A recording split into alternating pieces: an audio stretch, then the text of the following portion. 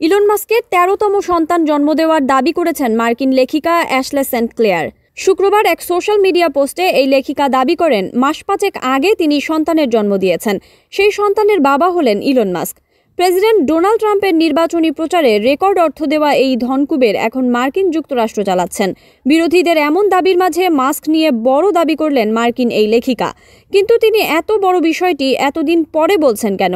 এ বিষয়ে লেখিকার দাবি, তিনি এতদিন এই ব্যাপারটা গোপন করেছিলেন কারণ তিনি তার সন্তানের নিরাপত্তা আর গোপনীয়তার বিষয়টিকে অগ্রাধিকার দিয়েছিলেন। কিন্তু এক ট্যাবলয়েড মিডিয়া তার সন্তানের খবর জেনে যাওয়ায় তিনি সেই খবর প্রকাশের আগেই সত্যিটা নিজে থেকে জানিয়ে দিলেন বলে অ্যাশলে দাবি করেন। এর আগে ইলন মাস্কের ৪ নারীর সঙ্গে ১২টি সন্তান আছে।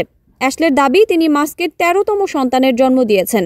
এলিফ্যান্টস আর নট বার্ডস নামের এই বই লিখে জনপ্রিয় হয়েছিলেন অ্যাশলে। টেসলার প্রতিষ্ঠাতা ইলন মাস্কের প্রথম স্ত্রী জাস্টিন উইলসনের সঙ্গে ৫টি সন্তান রয়েছে। এর মধ্যে প্রথমে যমজ সন্তান ভিভিয়ান এবং গ্রিফিন এবং তারপরে ৩ সন্তান কাই, স্যাকশন এবং ড্যামিয়ান। পপ তারকা গ্রিমসের সঙ্গে মাস্কের ৩টি সন্তান রয়েছে, যার মধ্যে রয়েছে ছোট ছেলে এক্স, যাকে হোয়াইট হাউসে মাস্কের সঙ্গে দেখা গিয়েছিল, মেয়ে এক্সট্রা ডার্কসাইডারেল এবং ছেলে টেকনো মেকানিকাস। এছাড়া নিউরোলিঙ্কের নির্বাহী ভিশন জিলিসের সঙ্গে মাস্কের যমজ সন্তান রয়েছে।